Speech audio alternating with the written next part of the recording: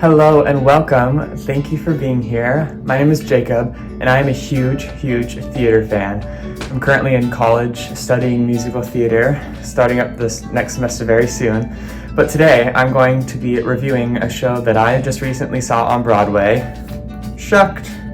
This is the playbill that I got when I saw the show. I got it signed by some of the cast afterwards, which was really sweet of them, and I'll try to put some photos in here.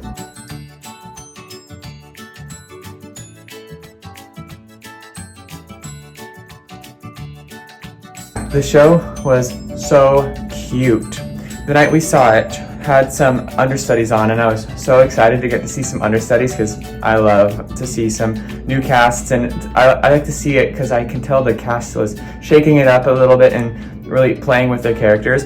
So the night we saw it, August 17th, 2023, the evening show, we saw the entire original Broadway cast, excluding storyteller number 1, which was Yasmin Suleiman. Please forgive me if I said that wrong, but they were amazing. And then we also saw an understudy for Maisie, the lead, played by Tracy Elaine Lee, and they were both phenomenal. So when I walked into the theater, I took some videos, and I don't know why, I took them all vertical. So I'm gonna I'll put them in here.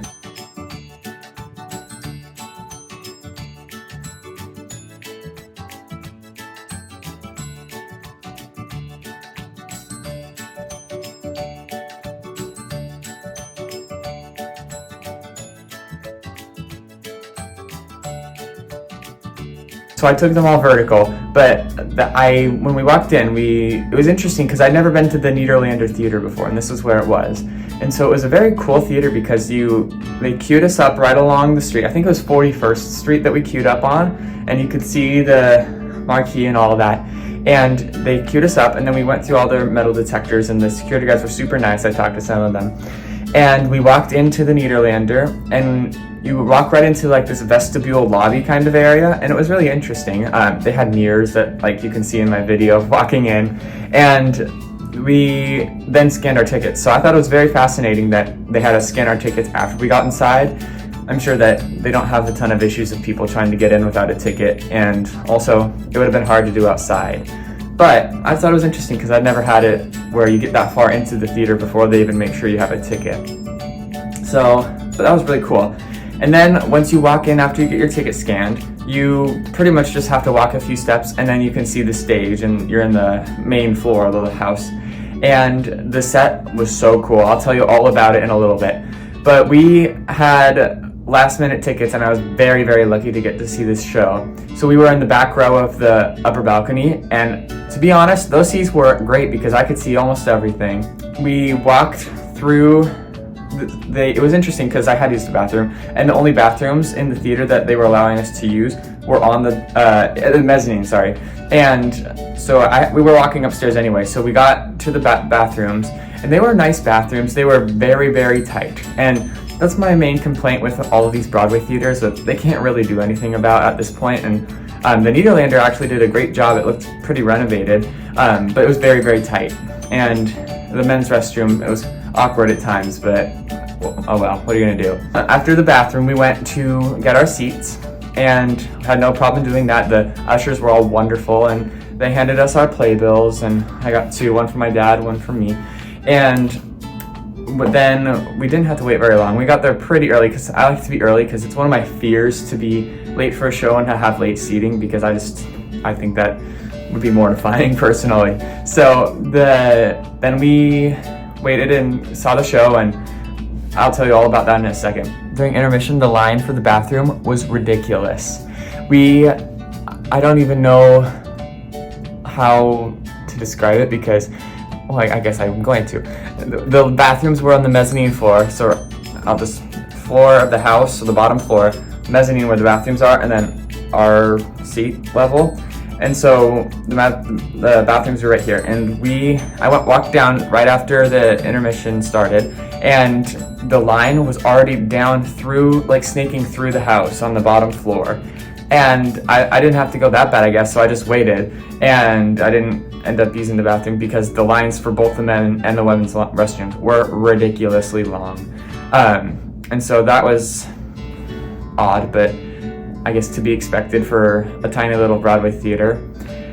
And so then during intermission, it was good. That's the only thing that I really noticed. And then after the show, of course, there's the standing ovation and the curtain call, which I took a little clip of, and I'll put in here.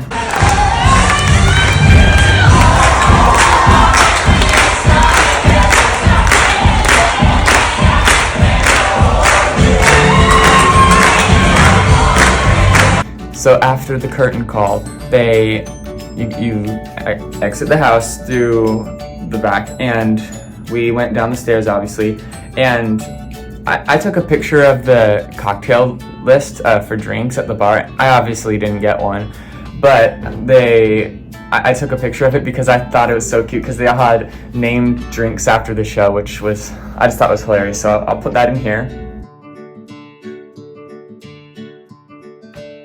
So once you get done going down the stairs, you go through the way you came in to get out onto 41st Street. And if you want a stage door, which I did, they have the guardrails, I guess was what you would call it, are pretty far back on the sidewalk. So you have to go all the way around. It's because they didn't want to block the walking traffic on 41st. And so I waited there for a while, and then the nice security guards came and moved it forward once the immediate show rush kind of trickled out. I thought it was interesting because it was the first theater on Broadway that I'd ever been to where the actors who wanted a stage door came out through the main entrance of the house. And so the barricade was right on the front. There was no like extra stage door or anything.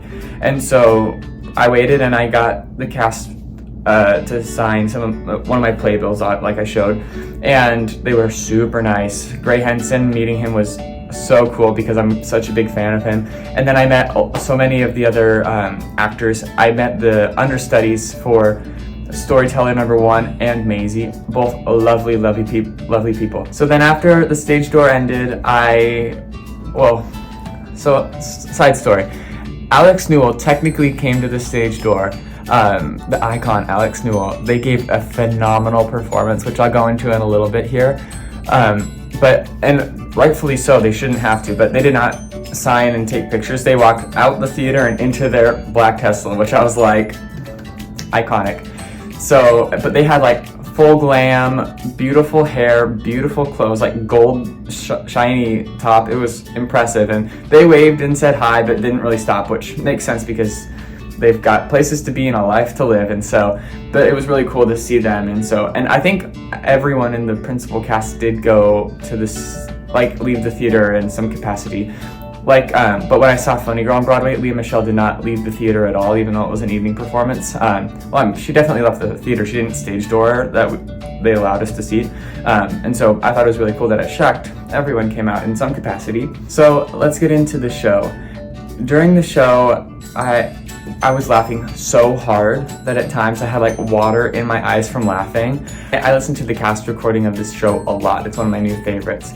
And when the show started, I knew immediately like all the words to the opening number and the next couple songs. And I was just blown away by their staging and all of their different lights, and their sound design was really cool because at sometimes in shows I noticed that I can hear the music way more than the vocals, or the vocals way more than the music. And that annoys me a little bit, to be honest, because I know there's a mixer in the house playing with all the little buttons and knobs, and which I know are the total correct terms for those. But this show I didn't think any issues on that. There were a few times that I couldn't quite hear what someone was saying, but it was only because the audience was clapping, which I guess I'm not complaining about because we like applause.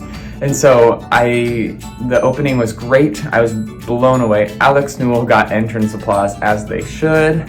And then, so the show went on. Act 1 was phenomenal. They were hilarious. The understudies blew me away because on the cast recording, you can just kind of listen and hear that show is very tight and well rehearsed, and you have to kind of know the timing right away. And the understudies didn't miss a beat, and so I was very, very impressed by their professionalism. They actually both had great comedic timing. And then some highlights for me from Act 1. Obviously, the opening number, Corn, hilarious. That's one of my favorite new contemporary musical theater songs, and my brother and I listen to it all the time together. Another highlight was Somebody Will, which is towards the end of Act 1. It's the character Beau's song played by Andrew Durand. He had some of the craziest vocals I have ever heard live, which I know I say a lot, but it's true. There were 2 times in this show that I got full body shivers from amazing vocals, and this was the first time. And I was just blown away. That number, Somebody Will, phenomenal. It's going onto my musical theater gold playlist. And then my second time in the first act that I was super impressed was obviously Alex Newell's independently owned number, which got standing ovation, like pretty crazy. Their vocals were insane. It was so fascinating because I've always heard people talk about these older Broadway performers who, before they had like body mics on their heads or anything, that they would have to like fill the whole theater with just their voice and the power of their air capacity. And I was like, yeah, okay, I believe it, and like I'm sure it happened. But that show, Alex Newell's number, was the first time I was ever truly like, holy cow, I can hear them through their mic. They are belting their face off. And that, I was like, snaps for Alex, because that was so impressive. And of course that number, it's a bop. Like, the song itself is amazing, and their vocals were everything I could have wished for. So those were definitely some highlights for me from Act 1. And then during Act 1, I'm looking at the sheet and the playbill of the act order, because I just can't quite remember what order it's in. But some of my favorite numbers were it was Peanut Bow and Ensemble, Best Man Wins. That number was hilarious. I had definitely not listened to it enough on the cast recording. I believe it was Peanut, who was played by Kevin Cahoon. Please forgive me if I said that wrong. And then Beau, who was Andrew Durand. And then I believe it was all the male ensemble. And that song was hilarious, and the staging was so clever, and I was just blown away, and it was very catchy too, so I liked that a lot. And then another highlight was the song Friends, which was Maisie and Lulu, who were Alex Newell, and Maisie was the lead. And it was just a very sweet number. It was one of those songs that advanced the storyline, but also kind of like captured this sweet moment. So those were definitely 2 of the highlights for me from Act 2. Performance highlight wise, obviously Alex Newell and Andrew Durand. And then Gray Henson was hilarious. He was one of my favorites from when he was in Mean Girls, and the instant he stepped on stage, I could tell that he had like the timing down, the charisma. He was so good. And then storyteller number 1, the understudy who was on, she was hilarious, and her vocals were insane, and so I was very, very impressed overall by her performance and everyone's performance. So the set of the show is very interesting, and I want to talk about it really quick, because I found it to be honestly a little like Hamilton, in the sense that, if you don't know, it's a big barn. And so, like, it looks like an inside of a barn, and it's got wood planks, and you can see through the back to like the psychorama that they project the lights onto. And so it was very cool. I liked the set design a lot. And then they at times wheeled things in and out, and I don't think they flew anything in, but it was very well designed. But it was like Hamilton, in my opinion, because they had an upper story level of the barn that went all around the stage, around the barn, and then it had a staircase that led to the bottom.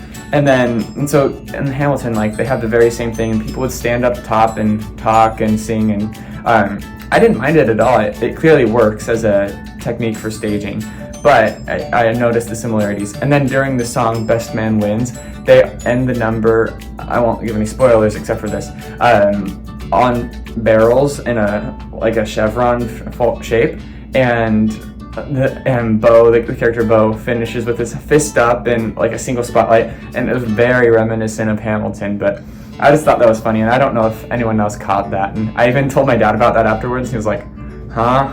And so might have just been me who noticed it, but yeah, so I thought the set was very, very cool.